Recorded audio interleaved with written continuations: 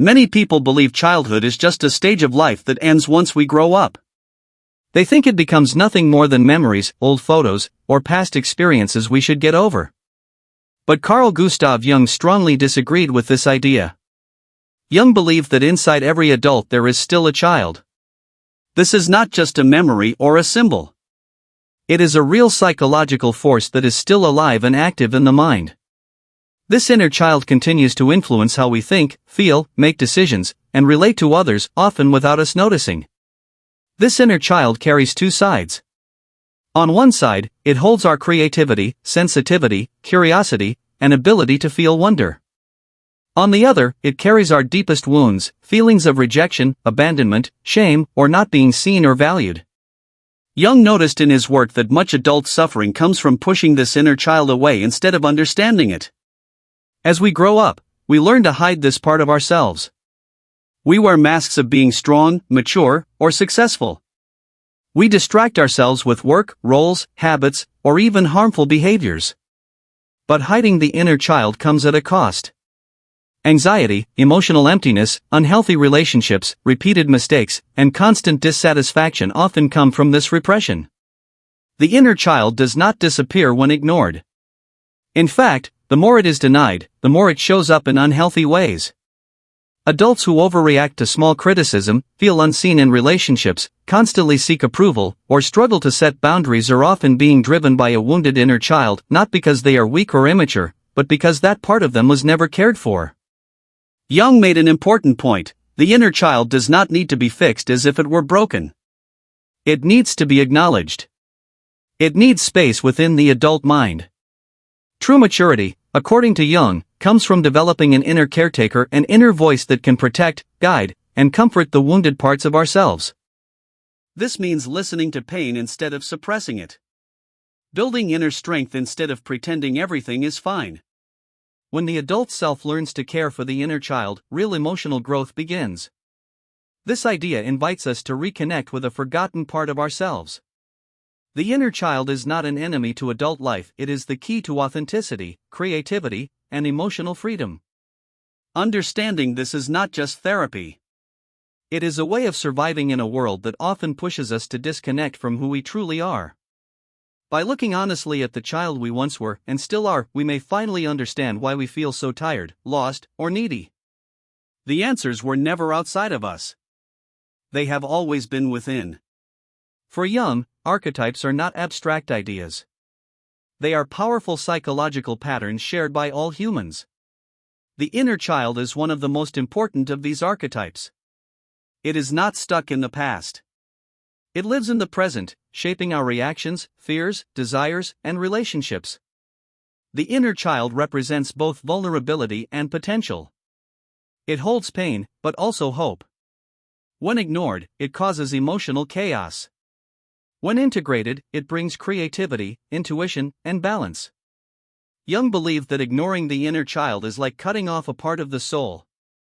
Any attempt to grow emotionally or spiritually without reconnecting to this part will fail. He also noticed that the inner child does not appear the same way in everyone.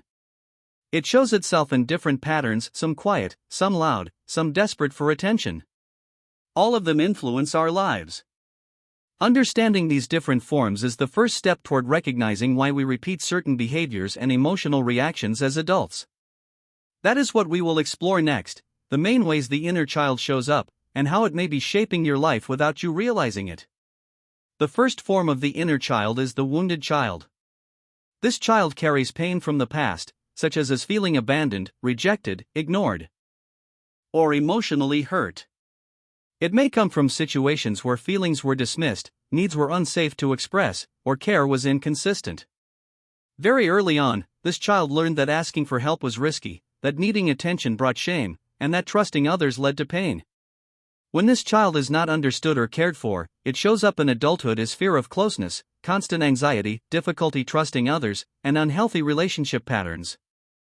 Adults guided by this child often feel empty inside, react strongly to small criticism, imagine rejection even when it is not there, and repeatedly put their own needs last. The second form is the eternal child. While the wounded child is stuck in the past, the eternal child avoids growing up. This part of us wants freedom without responsibility. It avoids limits, commitment, and frustration. It seeks pleasure, excitement, and admiration, and fears routine or long-term responsibility. In adults, this can appear as procrastination, unstable relationships, fear of commitment, dislike of routines, or the feeling that adult life is a trap. Jung did not see this as laziness or failure, but as childhood energy that never found a healthy, mature way to express itself. The third form is the divine child. This is the most positive expression of the inner child. It represents creativity, intuition, spirituality, compassion, and the ability to feel wonder and meaning in life. It is the part of us that feels connected to something greater and believes life has purpose. However, this child is often buried under the pain of the wounded child and the avoidance of the eternal child. When it has no space, it withdraws. The adult then feels disconnected from creativity, inspiration, and meaning. Jung believed that most people live mainly under the control of the wounded child. We look for parents and romantic partners, react to criticism as if it were personal rejection, and repeat emotional patterns from childhood. This is not weakness. We create a version of ourselves that is socially acceptable, useful, and safe from rejection. But this version often ignores the real child still inside us. Jung believed that this repression is one of the main causes of modern emotional suffering. Repressing emotions does not remove pain. It only pushes it deeper. Anger turns into anxiety. Ignored needs turn into compulsive behavior. Suppressed vulnerability shows up as addiction, self-sabotage, or physical symptoms. We do not heal our wounds, we hide them. These masks take different forms. Some people become overly responsible, always caring for others but never themselves. Others become emotionally closed, proud of needing no one. Some chase success and achievement to prove their worth. All of these are attempts to protect a wounded inner child. But these strategies create distance from who we truly are. The larger this gap becomes, the emptier we feel. We then try to fill this emptiness with distractions, consumption, relationships, or shallow spirituality. None of these work for long. The inner child does not disappear. It waits. And when ignored, it creates problems, not to punish us, but to be noticed.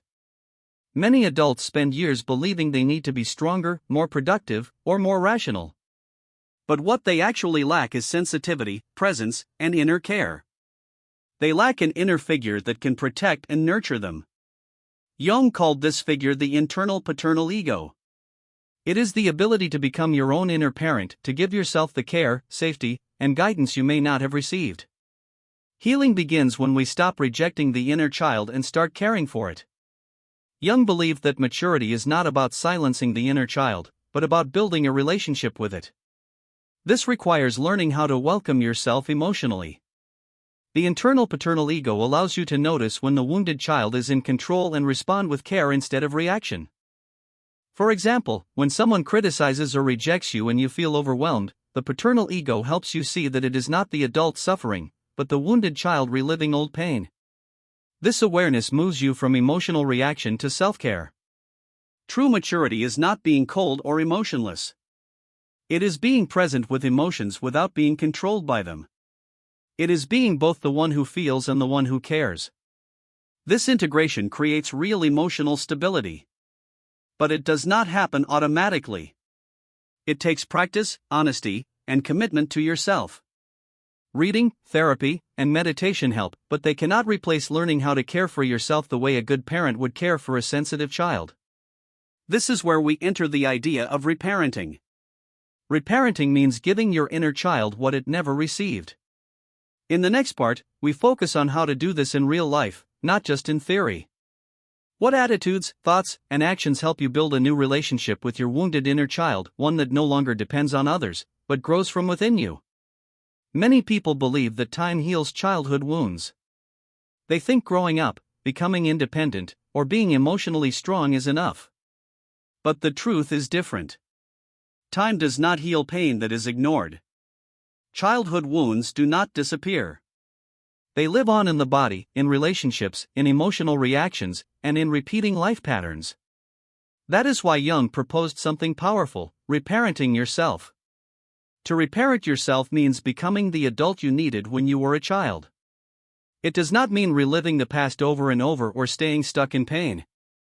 It means creating, in the present, a caring relationship with the most sensitive part of you and giving it what your caregivers could not give, for whatever reason. This includes emotional validation, safety, clear limits, and permission to exist just as you are. Reparenting begins with listening. The inner child no longer needs to sabotage your life to get attention.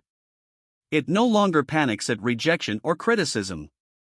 It feels safe, because there is now an adult inside who stays.